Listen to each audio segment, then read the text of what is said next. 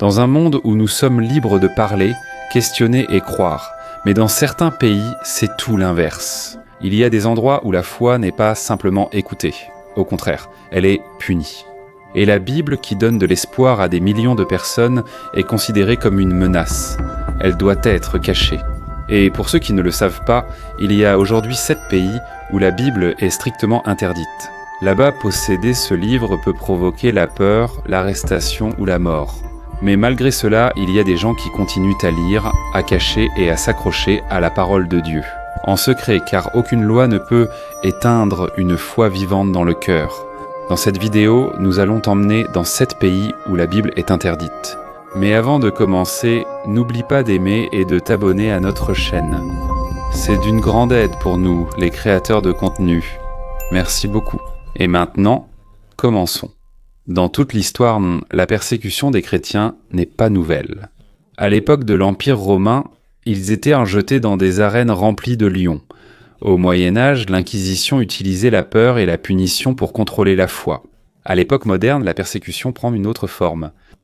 Elle peut être silencieuse et discrète ou ouverte et violente. Dans certains pays, il suffit de tenir une Bible pour être emprisonné, puni ou disparaître sans laisser de traces, sans que personne ne sache, un livre qui devrait pourtant apporter de l'espoir.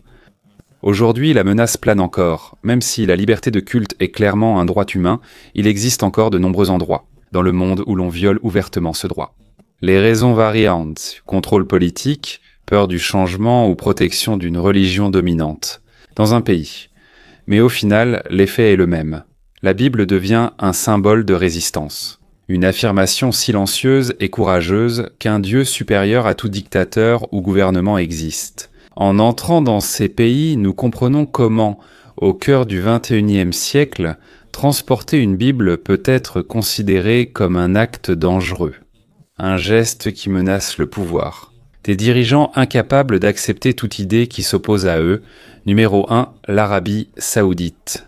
En Arabie Saoudite, le pays est considéré comme le cœur de l'islam. C'est ici que se trouvent la Mecque et Médine, les villes les plus importantes pour les musulmans. Pour cette raison, tout le pays est gouverné sous une interprétation stricte de l'islam appelée le wahhabisme. Dans ce système, une seule religion est autorisée, l'islam. Toutes les autres, y compris le christianisme, sont considérées comme interdites et illégales.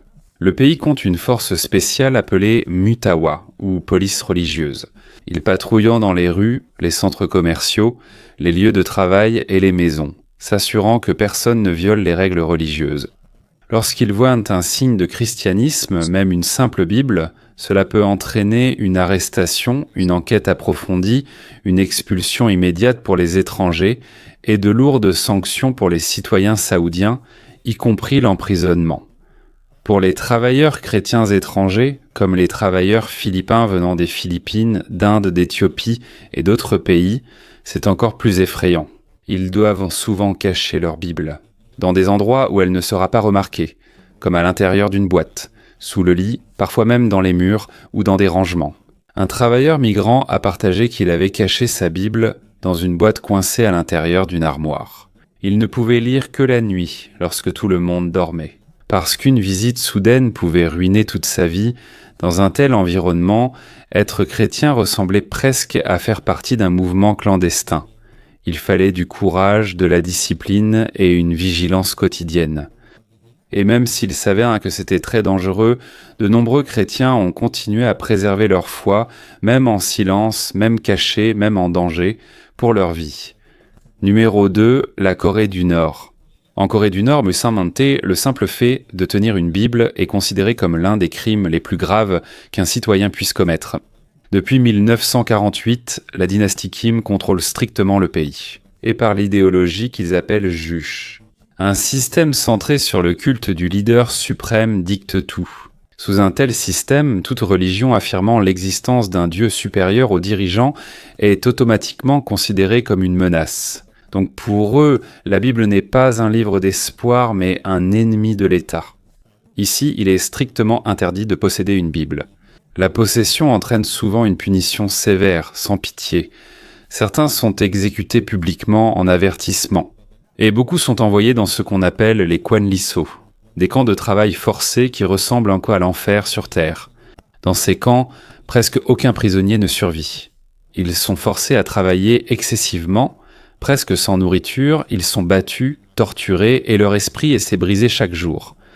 De nombreux récits de Nord-Coréens qui ont réussi à s'échapper décrivent une cruauté extrême. Des familles entières, y compris personnes âgées et enfants, ont été emprisonnées et torturées pendant des années simplement pour avoir caché une Bible. Jusqu'à aujourd'hui, c'est l'un des endroits les plus dangereux au monde pour être chrétien.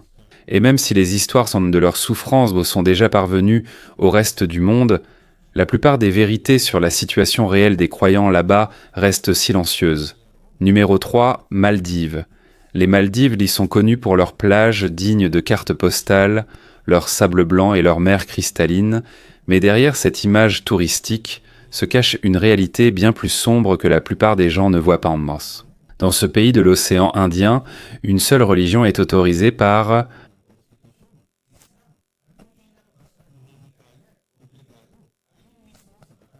En raison de certaines erreurs commises par quelques personnes, les croyants ici sont souvent blâmés et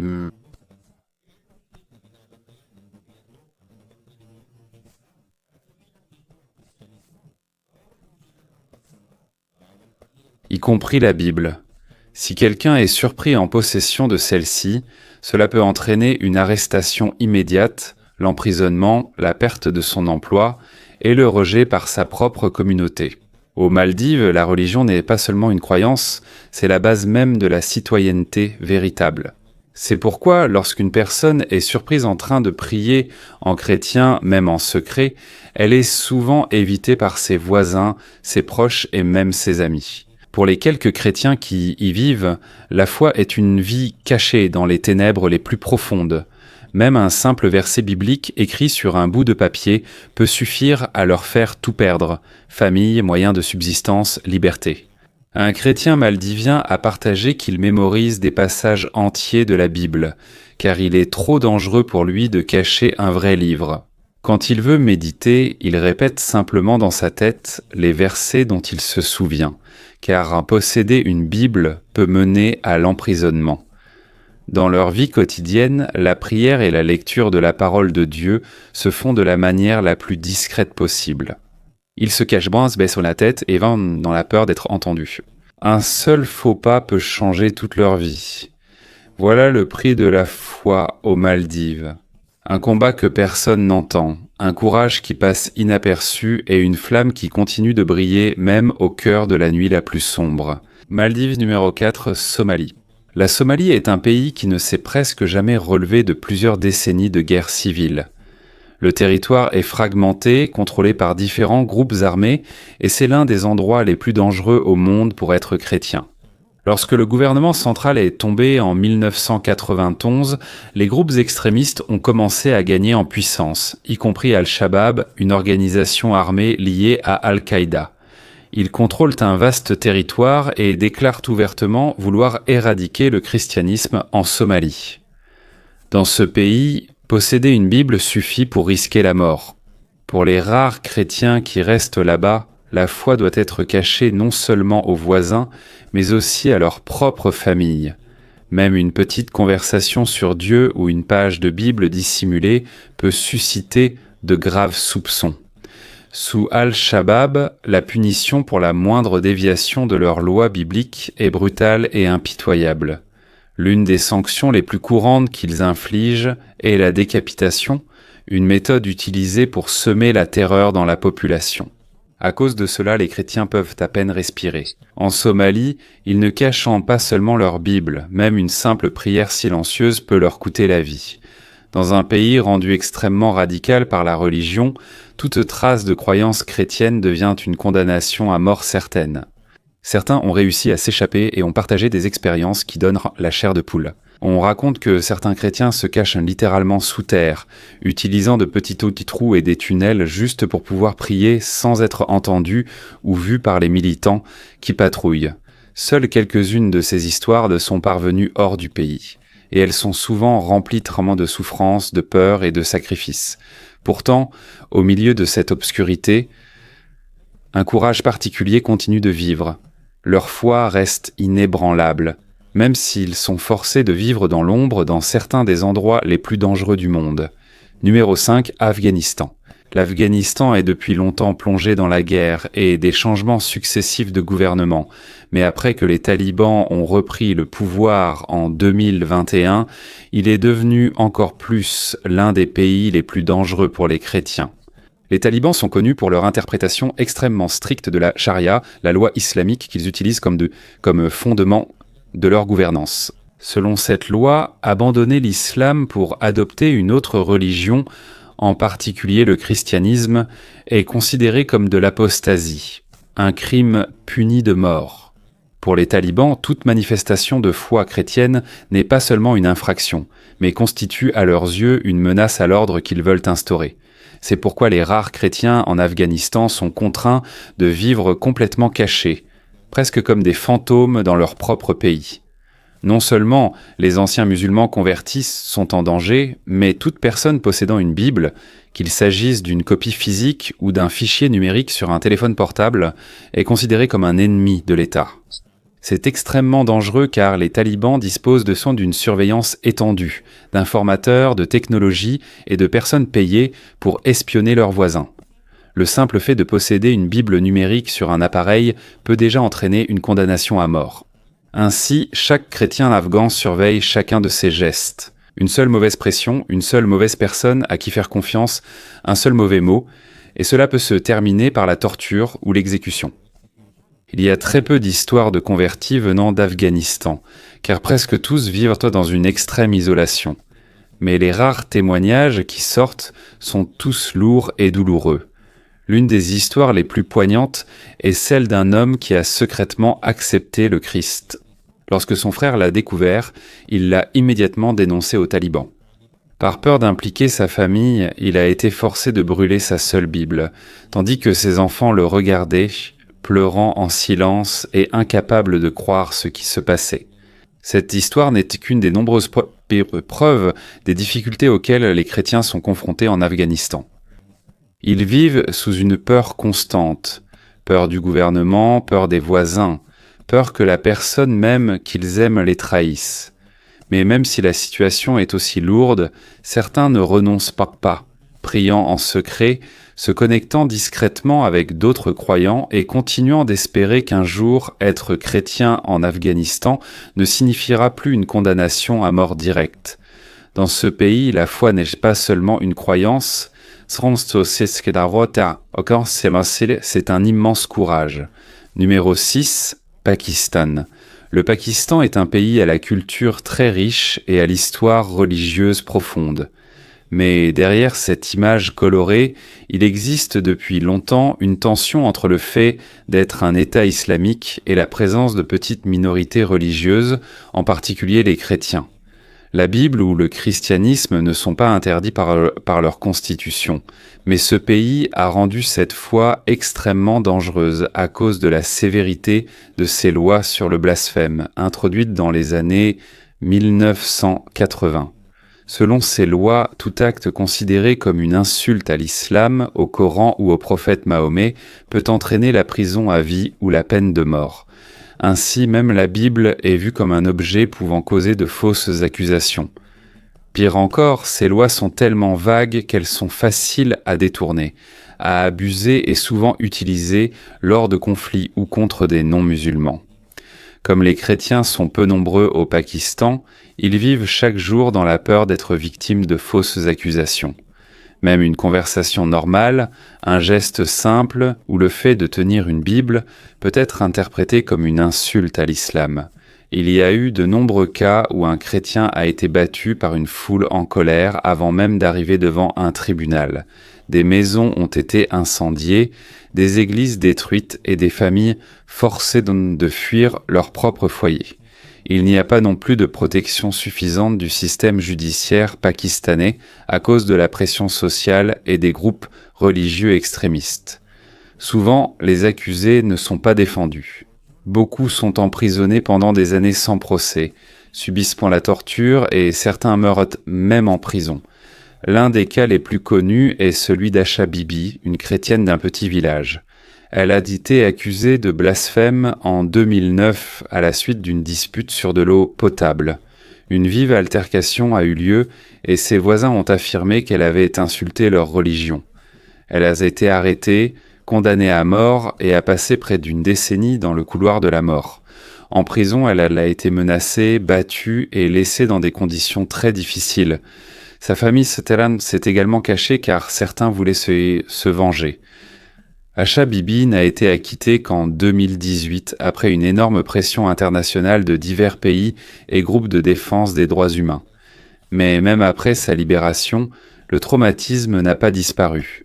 Son histoire a montré au monde à quelle vitesse, avec quelle facilité et à quel point il peut arriver des choses terribles à un chrétien au Pakistan, même s'il n'a rien fait de mal. Aujourd'hui encore, de nombreux chrétiens au Pakistan vivent donc comme s'ils étaient occultés sous terre, silencieux, toujours cachés, toujours sur leur garde et toujours dans la crainte qu'un jour leur vie change à cause d'une accusation sans fondement. Au Pakistan, tenir une Bible n'est pas seulement une question de foi, c'est un danger quotidien. Numéro 7. Iran. L'Iran est un pays dont l'histoire remonte à des milliers d'années, mais il est aujourd'hui dirigé par un régime chiite très strict. Cela a commencé avec la révolution islamique de 1979, lorsque l'ancien dirigeant, Shah Mohammad Reza Pahlavi, a été renversé et remplacé par le chef religieux Ayatollah Ruhollah Khomeini. Depuis lors, l'Iran vit sous une théocratie, c'est-à-dire que le gouvernement et la religion sont réunis en une seule autorité. La charia est devenue la base de leurs lois, de leur culture et de leur vie quotidienne. Sur le papier, l'Iran reconnaît certaines minorités religieuses comme les chrétiens, les zoroastriens et les juifs, mais dans la réalité, la liberté qui leur est accordée était très limitée. La situation est encore pire pour les anciens musulmans convertis au christianisme ainsi que pour ceux qui veulent partager leur foi. Cette conversion est considérée comme une trahison de l'identité nationale et, à cause de cela, ils sont surveillés, intimidés et persécutés par le gouvernement. En Iran, tout acte pouvant être considéré comme une propagation du christianisme est un crime. Même enseigner simplement sur Jésus peut conduire à l'emprisonnement. C'est pourquoi la plupart des études bibliques chrétiennes se déroulent dans des églises de maisons secrètes, des réunions organisées discrètement dans des maisons privées, en silence et en cachette. Mais chaque occasion est dangereuse. Ces réunions sont souvent attaquées par la police religieuse et, si les leaders sont arrêtés, de lourdes peines les attendent. Lorsqu'une personne est arrêtée, l'accusation la plus fréquente est agir contre la sécurité nationale. C'est une accusation très large qui permet d'arrêter qui ils veulent. Et à cause de l'interprétation étendue, presque tout peut servir de prétexte pour emprisonner un chrétien. En prison, beaucoup subissent de graves tortures physiques et mentales pour les forcer à renoncer à leur foi ou à donner les noms d'autres chrétiens. L'une des histoires les plus douloureuses concerne un pasteur chrétien iranien arrêté en pleine nuit. Son crime, diriger un petit groupe de chrétiens et distribuer la Bible en farsi, leur propre langue, sans avertissement ni explication, devant sa femme et ses enfants, il a été traîné hors de chez lui et emmené dans un lieu inconnu.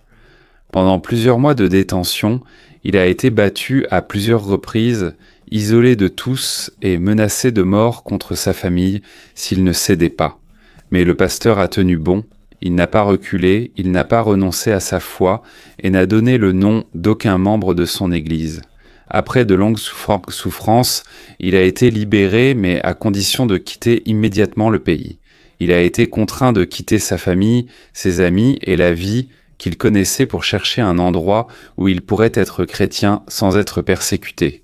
Cette histoire n'est pas unique, c'est l'expérience de milliers de chrétiens en Iran. L'association de la surveillance d'État, des lois favorisant l'application radicale et la peur d'une punition imprévisible a créé un pays où la foi en Jésus ne peut survivre qu'en secret, littéralement et symboliquement. Mais même dans cet environnement, leur croyance ne faiblit pas. Ils continuent de se réunir en secret, de prier en silence et de lire la Bible discrètement. Pour eux, la foi n'est pas seulement une croyance, c'est un courage qu'ils choisissent comme chaque jour. En pensant à tout cela, il est douloureux de réaliser que, alors que beaucoup d'entre nous ont une Bible à la maison, posée sur la table ou parfois jamais ouverte, il y a des gens à l'autre bout du monde pour qui chaque page de la Bible représente un danger et une possible mort. Cela doit nous rappeler à quel point la liberté que nous avons était précieuse et à quel point il était facile de la négliger.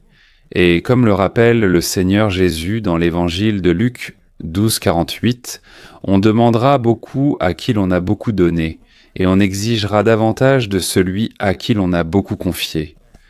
Dans le verset que nous avons lu plus tôt, le message est très clair. Plus le privilège est grand, plus la responsabilité l'est aussi. Si nous sommes au plus libres, on attend de nous que nous soyons plus fidèles. Pensez-y. Beaucoup d'entre nous, d'une simple pression sur le téléphone, ont accès à la Bible. Nous pouvons la lire avant de dormir, aller à l'église quand nous voulons et prier sans crainte. Mais ailleurs dans le monde, il y a des gens qui ne pourront jamais prier ou même tenir une Bible à cause de lois strictes et de persécutions cruelles. Alors la question se pose, si nous avons la Bible et qu'eux ne l'ont pas, à qui Dieu demandera-t-il la plus grande responsabilité ? C'est une invitation à réfléchir. Comment valorisons-nous la parole de Dieu alors que d'autres sont prêts à risquer leur vie rien que pour la lire ? Si nous avons la liberté d'étudier la Bible et de louer librement, n'ayons pas peur, ne gaspillons pas ce privilège. Nous devons l'utiliser avec sagesse et avec un but. Être libre dans notre foi n'est pas seulement un cadeau, c'est aussi une responsabilité. À cause de cela, nous ne devons pas être complaisants. Nous ne devons pas être tièdes. Au contraire, utilisons chaque occasion pour nous rapprocher de Dieu, lire sa parole, suivre ses enseignements et aligner notre vie selon sa volonté. Mes amis, ne laissons pas qu'on nous enlève la véritable valeur de la foi. N'habituez pas votre cœur à reporter ce que vous pouvez faire aujourd'hui. De nombreuses personnes dans le monde aspirent à la liberté que nous avons déjà. Beaucoup n'ont fait que rêver d'une Bible. Beaucoup cachent pas leur foi, cachant un livre qui pour nous est tout à fait ordinaire. C'est pourquoi il est temps d'éveiller notre cœur, il est temps de redonner de la valeur à la bénédiction qui est devant nous. Et plus encore, c'est notre devoir en tant que croyants de prier pour nos frères et sœurs dans différents endroits qui subissent la persécution à cause de leur foi. Prions pour ceux qui, même menacés, blessés et tués, restent fidèles au Christ. Que Dieu les fortifie et que leur histoire serve d'inspiration pour que nous apprécions davantage la liberté dont nous jouissons. Prions,